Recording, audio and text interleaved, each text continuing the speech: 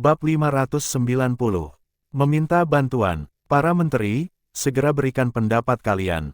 Bagaimana kita harus menghadapi pasukan dinasti Daxia?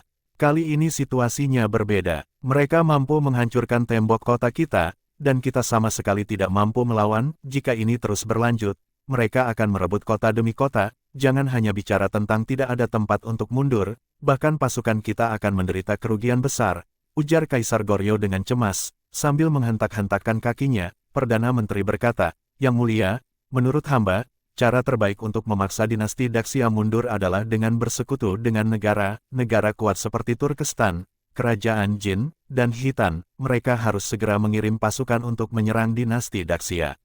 Saat ini, pasukan dinasti Daxia sedang sibuk menyerang kita, sehingga pertahanan mereka pasti sangat lemah. Jika mereka menyerang dengan kekuatan penuh, mereka pasti bisa merebut kota dinasti Daxia dan merebut banyak kekayaan. Dengan begitu, pasukan dinasti Daxia tidak akan punya pilihan selain mundur untuk melindungi wilayah mereka, dan kita bisa aman. Selain itu, kita juga harus mencari tahu bagaimana mereka menghancurkan tembok kota kita agar kita bisa mempersiapkan diri di masa depan." Kedengarannya mudah, tapi kerajaan Jin dan Khitan terlalu lemah, mereka pasti tidak mau berperang sendirian. Sementara itu, Turkestan sedang dilanda perang saudara, belum tentu mereka bersedia mengirim pasukan demi kita. "Goryo," bantah salah satu menteri dengan pandangan yang berbeda, "jika kamu merasa usulku tidak bagus, maka cobalah beri usul yang lebih baik, Menteri Kim." Ujar Perdana Menteri dengan nada kesal. Menteri Kim tersenyum tipis dan berkata, "Aku memang punya ide, tetapi kalian mungkin tidak akan setuju, jadi lebih baik aku tidak mengatakannya. Ini bukan waktunya untuk bertengkar. Jika ada yang punya ide bagus, segera katakan," teriak Kaisar Goryo, semakin cemas melihat ketidaksepakatan di antara para menterinya. "Baik itu berhasil atau tidak, aku tidak akan menyalahkan siapapun," kata Kaisar Goryo, mendesak para menterinya untuk memberikan usul. Untuk menyelesaikan krisis saat ini, cara terbaik adalah tetap bergantung pada kerajaan Jin, Khitan, dan Turkestan. "Kita harus meminta mereka mengirim pasukan untuk membantu," jawab Menteri Kim. Perdana Menteri, mendengar usul tersebut, langsung marah besar. "Bukankah ini usulan yang pertama kali sampaikan tadi? Kamu tadi menolak dan bilang tidak mungkin, tapi sekarang malah mengusulkan hal yang sama. Apa sebenarnya yang kamu inginkan?" Menteri Kim melirik Perdana Menteri dengan ekspresi meremehkan, lalu berpaling kepada Kaisar Goryo. Meminta mereka langsung mengirim pasukan tentu akan banyak alasan dan penolakan.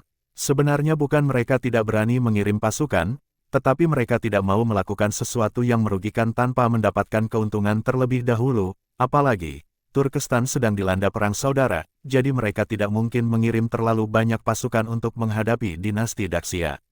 Mereka pasti akan meminta imbalan besar, dan tanpa itu, mereka tidak akan mau mengirim pasukan. Jika kita langsung meminta mereka mengirim pasukan tanpa menawarkan imbalan, dan mereka menolak, itu akan mempermalukan kita. Dalam situasi kritis seperti ini, jika kita ingin mereka bergerak, kita harus memberikan lebih banyak daripada yang pernah kita tawarkan sebelumnya.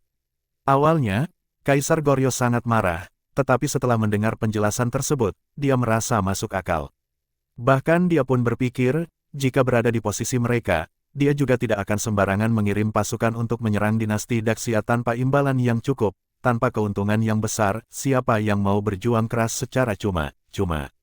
Meski pasukan yang menyerang dinasti Daxia mungkin bisa meraih banyak harta rampasan, namun itu tetap harus dibayar dengan kerugian dan pengorbanan prajurit mereka sendiri. Menggerakkan pasukan membutuhkan biaya besar untuk makanan dan perlengkapan. Jika Goryo ingin Khitan dan kerajaan Jin segera mengirim pasukan, mereka harus menawarkan imbalan yang cukup besar. Meskipun Perdana Menteri sangat marah, namun dia tidak bisa menemukan argumen untuk membantah usulan itu. Perselisihan internal di antara mereka adalah masalah lain, tetapi mengusir pasukan dinasti Daxia adalah hal yang paling penting. Jika dinasti Daxia benar-benar menyerang, maka mereka semua akan menjadi tawanan. Untuk apa berselisih karena hal sepele?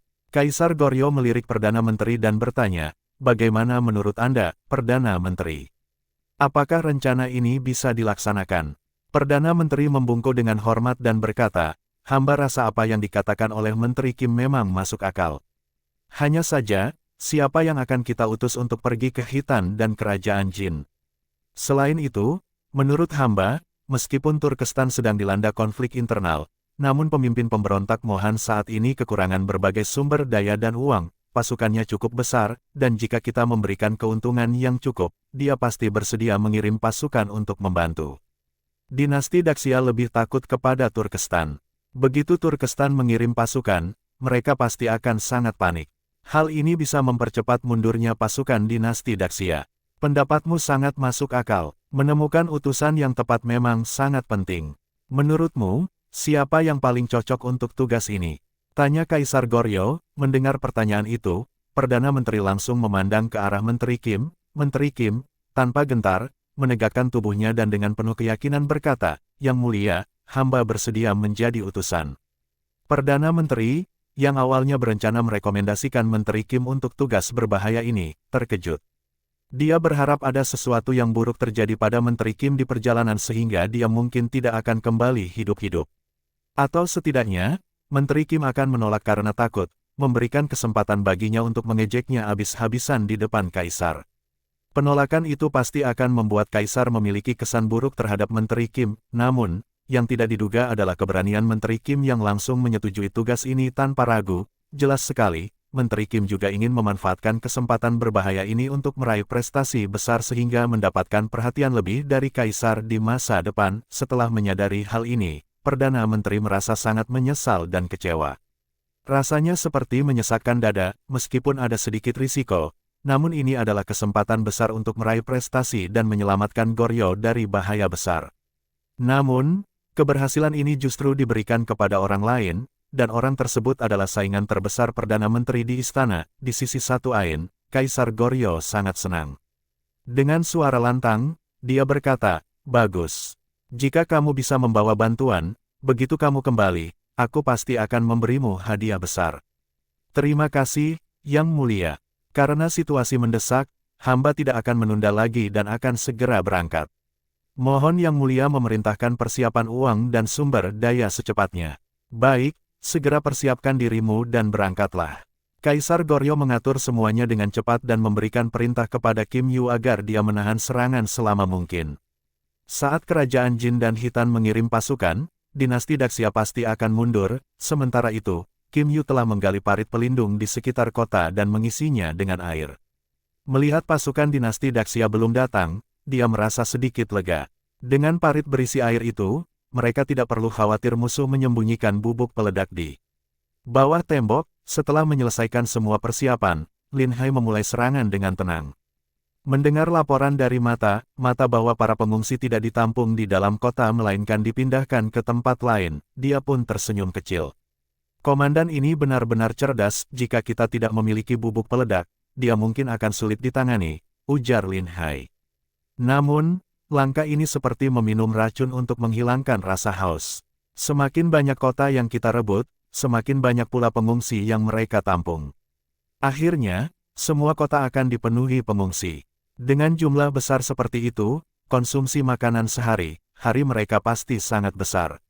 Mereka tidak mungkin meninggalkan para pengungsi begitu saja. Jika mereka dibiarkan kelaparan, pasti akan terjadi kerusuhan, kata Yu Huasi sambil memandang kota di kejauhan.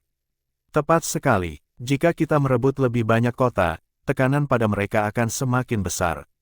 Ketika pasukan Lin Hai tiba di depan kota, mereka terkejut melihat sebuah parit besar yang digali secara darurat di sekitar kota. Lin Hai tampak terkesan. Komandan Goryeo ini benar-benar bukan orang sembarangan. Dia dengan cepat menemukan cara untuk menghalangi kita, kata Lin Hai. Liu Ergou berkata dengan nada dingin, "Tuan, jangan khawatir. Mereka menggali parit, kita juga bisa menggali lebih dalam." "Itu benar, hal kecil seperti ini tidak akan menghentikan kita. Paling hanya membuat kita mengeluarkan sedikit usaha lebih." Tambah situ, bab 591.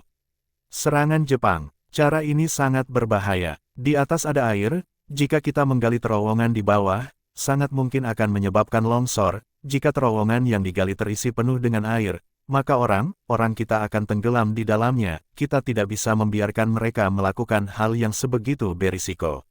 Lin Hai langsung menolak usulan tersebut dengan ekspresi sangat serius. Sebenarnya, menurut Lin Hai, ukuran kota ini agak lebih kecil, dan tembok kotanya juga tidak setinggi dan setebal tembok di Mocheng. mungkin dengan terus-menerus menembakkan meriam ke arah orang di atas tembok, bisa menciptakan peluang untuk memasang bahan peledak. Selain itu, meskipun musuh sudah tahu cara menggali parit untuk bertahan, mereka pasti sudah mengetahui alasan kegagalan sebelumnya. Jika kita menggunakan cara yang sama untuk menghancurkan tembok, yang sial justru kita sendiri. Mendengar itu, Liu Ergo menggaruk kepalanya dan berdiri di samping tanpa berani berbicara. Karena Lin Hai tidak setuju dengan usulannya, ia hanya bisa menunggu perintah dari Lin Hai. Kamu berencana menyerang bagaimana? Tanya Yu Huasi. Tidak perlu terburu-buru. Sekarang para prajurit Jepang itu seharusnya sudah mulai mendarat. Biarkan mereka membuat kekacauan besar di bagian belakang Korea terlebih dahulu. Sampai pada tahap ini, para jenderal Korea pasti sudah memahami pola serangan kita. Jika kita tetap menyerang dengan cara yang sama seperti sebelumnya, hasilnya pasti tidak akan seefektif di awal, jawab Lin Hai. Itu masuk akal juga. Pasukan utama Korea memang belum mengalami kerugian fatal, memaksakan serangan ke kota jelas tidak akan semudah sebelumnya. Yu Huasi juga setuju dengan strategi Lin Hai. Selama pasukan Jepang itu melancarkan serangan mendadak di bagian belakang Korea dan membuat kekacauan besar, pasti Korea akan menarik sebagian besar prajuritnya untuk menghentikan mereka.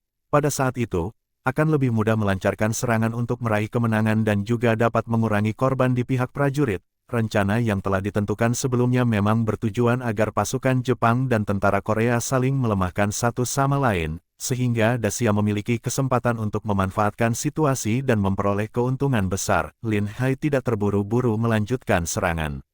Sebaliknya, dia memerintahkan untuk mempersiapkan lebih banyak bahan peledak. Bersama Yu Huasi, dia berdiskusi mengenai strategi menggunakan meriam dan artileri terlebih dahulu untuk menekan musuh di atas tembok kota. Setelah itu, mengirim orang untuk berlari ke gerbang kota dan menempatkan bahan peledak di bawahnya, lalu meledakkan tembok di sekitar gerbang. Begitu kehilangan perlindungan tembok, pasukan Korea tidak akan mampu bertahan. Selain itu, Lin Hai juga mengirim pasukan kavaleri untuk mengejar dan mengumpulkan semua rakyat di sekitar dan memaksa mereka masuk ke dalam kota. Langkah ini mempercepat konsumsi sumber daya di kota musuh. Seperti kata pepatah, pemimpin yang penuh belas kasih tidak bisa memimpin perang.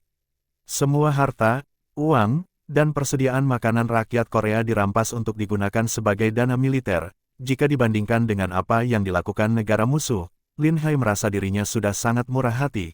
Ketika negara musuh menyerang, mereka tidak segan membunuh rakyat Dacia atau menculik mereka untuk dijadikan budak. Sementara Lin Hai, setidaknya hanya mengambil harta benda tanpa membunuh sembarangan. Namun, Kim Yu yang menyadari niat pasukan Dacia, tidak bisa menyembunyikan kekhawatirannya. Apa yang dilakukan Dacia dengan memaksa rakyat masuk ke kota-kota besar bertujuan untuk mengepung mereka sepenuhnya. Dengan begitu banyak rakyat di dalam kota, setiap harinya akan menghabiskan jumlah besar persediaan makanan. Bahkan jika hanya diberi satu kali makan sehari untuk sekadar bertahan hidup, tetap saja sulit untuk memastikan bahwa persediaan makanan akan mencukupi. Sementara itu, dengan senjata yang begitu kuat, pasukan Dacia membuat mereka tidak berani keluar untuk menyerang. Jika pengepungan ini terus berlanjut, tidak akan lama lagi mereka akan menghadapi kehancuran karena kelangkaan makanan. Dulu, saat bertahan di Mocheng, pasukan Dacia tidak mampu menembus pertahanan. Sebagian besar persediaan makanan disimpan di Mocheng. Namun, kota-kota lainnya tidak memiliki banyak persediaan. Sedangkan sekarang jumlah rakyat di dalam kota jauh lebih banyak daripada sebelumnya. Dalam situasi seperti ini, laju konsumsi makanan menjadi sangat cepat. Tanpa adanya suplai tambahan, diperkirakan hanya bisa bertahan paling lama 1 bulan. Setelah itu semua orang akan kelaparan. Apa yang dipikirkan oleh Kim Yu sebenarnya sudah lebih dulu diprediksi oleh para pejabat di dalam kota. Jenderal, kita harus segera mencari cara untuk menerobos keluar. Jika pengepungan ini terus berlanjut, tanpa perlu diserang oleh Dacia, rakyat kita sudah akan mati kelaparan. Kim Yu dengan wajah yang sangat muram menjawab dengan dingin, hal seperti itu tidak perlu kamu ingatkan. Aku sudah memikirkannya, namun, senjata Dacia terlalu kuat. Tanpa perlindungan tembok, kita sama sekali bukan tandingan mereka. Begitu pasukan keluar, mereka pasti akan dikejar oleh pasukan kavaleri Dacia dan dihancurkan dalam waktu singkat. Berikan perintah, semua persediaan makanan dari keluarga kaya di dalam kota harus diserahkan dan dikelola oleh pemerintah. Siapapun yang berani menyembunyikan makanan akan dihukum sesuai hukum militer. Rakyat biasa hanya boleh makan 1 mangkuk bubur per hari. Sementara pejabat pemerintah hanya diperbolehkan makan 2 kali sehari dengan porsi yang sudah ditentukan. Prajurit penjaga tembok harus makan hingga kenyang. sedangkan prajurit yang sedang bergiliran istirahat makan 2 kali sehari, kita harus menghemat makanan sebanyak mungkin sambil menunggu bala bantuan dari Yang Mulia untuk menyerang Dacia. Satu-satunya yang bisa kita lakukan sekarang adalah bertahan selama mungkin, jika tidak, kita akan mati. Hal seperti ini sama sekali tidak boleh dilakukan.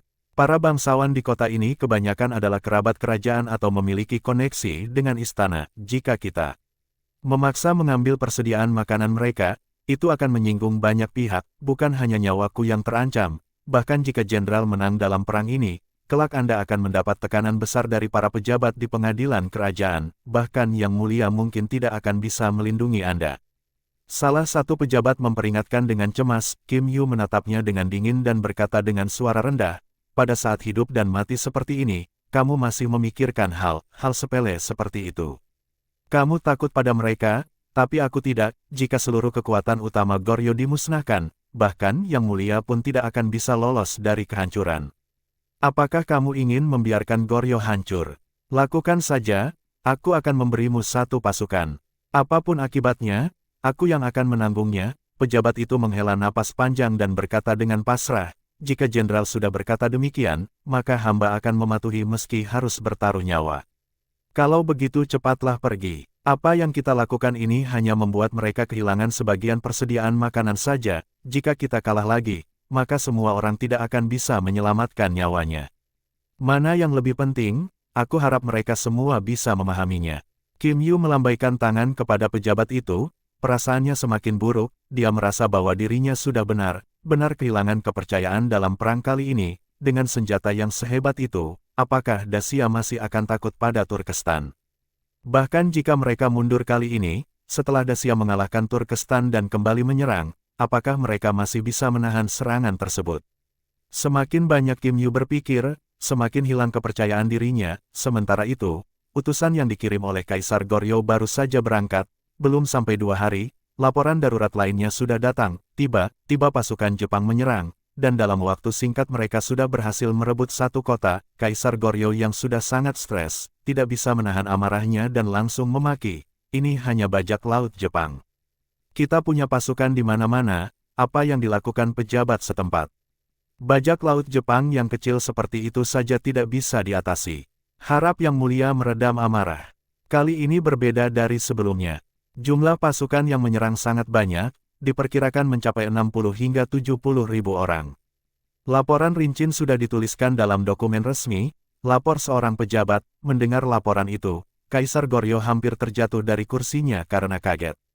60 hingga 70 ribu orang. Itu masih disebut bajak laut Jepang. Itu jelas adalah pasukan utama Jepang. Bab 592. Kejutan Turkestan. Bagi Goryeo, ini benar-benar seperti atap bocor di tengah hujan badai. Ternyata Jepang mengirim pasukan besar untuk menyerang. Hal ini membuat Kaisar Goryeo benar-benar tidak bisa tenang. Hatinya terasa dingin membeku. Pasukan Jepang berbeda dengan pasukan Dacia. Dacia hanya menyerang pasukan mereka dan menduduki kota-kota. Tetapi pasukan Jepang akan membakar, membunuh, merampok, dan menghancurkan segalanya. Dimanapun pasukan Jepang melintas, tidak akan ada yang tersisa jika dibiarkan terus-menerus. Meskipun suatu hari mereka berhasil mengusir pasukan Jepang, tapi daerah yang telah dikuasai akan mengalami kerugian besar. Bahkan, mungkin saja populasi di daerah tersebut akan benar-benar musnah. Dampak kehancuran yang ditimbulkan oleh serangan Jepang jauh lebih besar. Kaisar Goryeo benar-benar tidak mengerti mengapa Jepang mengirim begitu banyak pasukan pada saat seperti ini. Meskipun ada permusuhan antara kedua negara, namun musuh utama Jepang adalah bajak laut, bukan Goryeo. Bahkan, pasukan kedua negara belum pernah berhadapan langsung dalam pertempuran besar. Kaisar Goryeo segera memanggil para menteri untuk berdiskusi mencari solusi. Ketika para menteri mendengar kabar ini, mereka semua merasa sangat pusing dan terbebani. Jika saja tidak ada serangan dari Dacia, sebenarnya mereka memiliki kekuatan yang cukup untuk mengalahkan pasukan Jepang. Meski Jepang ganas dan kejam, namun senjata serta taktik perang mereka lemah. Menghadapi pasukan reguler yang terlatih, Jepang jelas bukan tandingan. Namun, saat ini, sebagian besar pasukan utama Goryeo sudah terkepung oleh Dacia. Sementara itu, Jepang tiba-tiba mengirim pasukan dalam jumlah besar, dan kota-kota di belakang mereka memiliki pertahanan yang lebih rendah. Tanpa pasukan yang cukup, ada kemungkinan besar kota-kota tersebut akan jatuh ke tangan Jepang. Selain itu, Jepang adalah negara yang terisolasi di seberang lautan, sekalipun Goryeo menghabiskan banyak uang untuk meminta bantuan militer, mereka tetap tidak bisa mengancam Jepang secara langsung. Saat mereka sedang sibuk berdiskusi, sebuah laporan baru tiba lagi. Kaisar Goryeo menerima laporan tersebut dan hanya membaca beberapa baris dan langsung melemparkan laporan itu ke lantai dengan marah. Semua menteri saling menatap, mereka menyadari bahwa ini pasti kabar buruk yang sangat serius hingga membuat Kaisar begitu murka. Perdana Menteri dengan hati-hati memungut laporan itu, membaca sekilas, dan ekspresi wajahnya langsung berubah drastis. Ternyata pasukan Jepang telah merebut 2 wilayah kabupaten, dengan puluhan ribu rakyat tewas atau terluka, para pejabat setempat, aparat keamanan, dan pasukan militer semuanya tewas tanpa sisa. Mendengar kabar itu, seluruh pejabat terkejut luar biasa. Benar saja, kemanapun pasukan Jepang pergi, tidak akan ada yang tersisa. Tindakan mereka sangat kejam dan tanpa belas kasihan. Yang mulia, kita harus segera mengerahkan pasukan untuk melawan Jepang. Jika hal ini terus dibiarkan, rakyat akan semakin khawatir dan melarikan diri, kota-kota lainnya akan dipenuhi oleh para pengungsi, dan ini akan membawa Goryeo ke dalam krisis besar. Seru seorang pejabat dengan tergesa-gesa. Kalian semua tahu bahwa sebagian besar pasukan kita sudah terkepung oleh Dacia, dari mana lagi kita bisa menarik pasukan untuk menghadapi Jepang? Balas Kaisar Goryeo dengan nada kesal. Perdana Menteri merenung sejenak sebelum menyampaikan usulan, karena pasukan utama kita sedang terkepung, kita tidak bisa membiarkan wilayah kita terus terancam. Jika ini terus berlanjut, akan lebih banyak daerah yang jatuh ke tangan musuh. Aku mengusulkan agar kita segera merekrut prajurit dari seluruh wilayah. Di satu sisi, ini akan mengurangi jumlah rakyat yang mengungsi, dan di sisi lain, dapat digunakan untuk melawan Jepang. Namun, hanya mengandalkan rekrutan baru saja tidak akan cukup. Kita harus mengirim sebagian dari pasukan pengawal istana untuk memimpin dan melatih mereka. Begitu Perdana Menteri selesai berbicara, seorang pejabat segera menentangnya. Itu tidak boleh dilakukan. Pasukan pengawal istana bertugas melindungi keselamatan Yang Mulia. Bagaimana mungkin mereka dikirim begitu saja? Perdana Menteri merasa sangat geram hingga menghentakkan kakinya. Kamu bodoh. Yang Mulia berada di ibu kota yang sangat terlindungi. Tidak ada yang perlu dikhawatirkan soal keselamatannya. Jika kita membiarkan pasukan Jepang terus melakukan perampokan dan pembunuhan, maka Goryeo akan benar-benar hancur. Tidak hanya kota yang akan jatuh ke tangan mereka, tetapi juga semua persediaan makanan akan dirampas atau dibakar habis. Rakyat akan mengungsi kemana-mana, kehilangan tempat tinggal, tanpa pajak. Bagaimana Goryeo bisa bertahan? Perdana Menteri menatap Kaisar yang tetap diam, lalu dengan tangan di dada, ia memohon, Yang Mulia, kita tidak bisa terus menunda lagi. Jepang menyerang dengan sangat ganas, dan kecepatan mereka merebut wilayah sangat cepat. Jika tidak segera ambil keputusan, maka semuanya akan terlambat. Kaisar Goryeo akhirnya mengambil keputusan dengan tegas. Baiklah, lakukan seperti yang kamu katakan. Kirim separuh pasukan pengawal istana untuk menghadapi Jepang, rekrut pasukan dari setiap daerah, dan paksa semua pemuda yang sehat untuk bergabung. Jika aku sudah memerintahkan penjaga pribadiku pergi, maka para pemuda ini tidak boleh berdiam diri saja. Tidak peduli berapapun harganya, kita harus menghentikan Jepang, asalkan kita bertahan hingga pasukan bantuan dari Turkestan tiba dan memukul mundur pasukan Dacia, maka kita akan memiliki kesempatan untuk menghancurkan Jepang sepenuhnya. Yang Mulia sangat bijaksana, seru Perdana Menteri sambil berlutut dan mengangkat suara dengan penuh penghormatan. Keputusan Kaisar untuk menerima usulannya membuktikan dukungan penuh terhadap dirinya. Posisi Perdana Menteri di istana tetap tidak tergoyahkan. Kabar tentang kemenangan beruntun pasukan Jepang akhirnya sampai ke telinga Lin Hai. Sudah lihat, kan? Kita hanya perlu mengepung pasukan utama Goryeo sehingga mereka tidak bisa mengirim bala bantuan. Dengan begitu, kita tinggal menunggu kemenangan datang, kata Lin Hai sambil tersenyum. Sambil berkata demikian, ia menyerahkan laporan itu kepada Yu Huashi. Yu Huashi juga membaca laporan itu dan berkata, rencanamu memang cukup bagus. Bagian belakang pertahanan Goryeo benar-benar kosong. Mereka berpikir bahwa seluruh wilayah belakang hanyalah lautan, sehingga kita tidak mungkin menyerang dari sana. Karena itu, mereka menumpuk hampir semua pasukan mereka di garis depan. Pasukan Jepang menyerang mereka secara tiba-tiba, membuat Goryeo sama sekali tidak memiliki kekuatan untuk melawan. Kita tunggu sebentar lagi, biarkan kedua belah pihak saling menghabiskan kekuatan mereka terlebih dahulu, baru kita melanjutkan serangan. Semakin lama pengepungan berlangsung, semangat juang musuh akan semakin melemah. Benar sekali. Kita juga bisa memanfaatkan waktu ini untuk mengistirahatkan pasukan kita, namun, menurut laporan yang datang, tindakan pasukan Jepang memang sangat kejam, mereka tidak bisa dibiarkan hidup. Aku tahu kamu sudah memerintahkan mereka untuk mengusir rakyat Goryeo ke kota besar, tetapi mereka tetap saja membantai begitu banyak rakyat. Pasukan Jepang itu memang benar pantas mati. Jangan khawatir, memang dari awal tidak ada rencana untuk membiarkan mereka hidup, meskipun begitu. Meski pasukan Jepang kejam, namun jika dimanfaatkan dengan baik, mereka tetap menguntungkan kita, biarkan mereka menyelesaikan semua perbuatan buruk terlebih dahulu. Meskipun Goryeo terus menindas rakyat Dacia, namun jika kita juga membantai rakyat mereka, itu akan merusak nama baik Dacia. Jadi, biarkan pasukan Jepang menjadi kambing hitam untuk semua ini. Baik, aku setuju. Selama periode ini, Lin Hai justru menjalani harinya dengan santai. Setiap hari ia bermain catur dan minum teh bersama Yu Huashi. Kadang, ia mengirimkan meriam untuk menembak tembok kota musuh, menguji kekuatan meriam tersebut. Namun, ketika Lin Hai berpikir bahwa ia bisa merebut Goryeo dengan mudah, tiba-tiba istana mengirimkan sebuah dekret kekaisaran yang mendesak. Lin Hai menerima dekret kekaisaran dan segera membacanya. Sekejap saja, ekspresi wajahnya langsung berubah drastis. Melihat perubahan ekspresi Lin Hai, Yu Huashi segera bertanya, "Ada apa? Apakah ada kabar buruk?" Saat itu, hati Lin Hai dipenuhi kecemasan. Ada perubahan situasi di wilayah Turkestan. Kerajaan Jin dan pemberontak telah bersekutu menyerang Han Turkestan. Pasukan Han Turkestan mengalami banyak korban jiwa, dan tampaknya mereka tidak akan mampu bertahan lama. Yu Huashi terlihat kebingungan dan tidak mengerti. Meski Han Turkestan dikalahkan, bukankah itu bukan masalah besar bagi Daxia? Lagi pula, keuntungan yang kita inginkan sudah kita dapatkan. Turkestan juga sudah tidak punya cukup uang untuk membeli senjata lagi. Namun, Wang Dayong dan Situ yang mendengar percakapan itu saling menatap dengan penuh keraguan. Mereka tahu sebuah rahasia besar, Putri Turkestan sedang mengandung anak Lin Hai.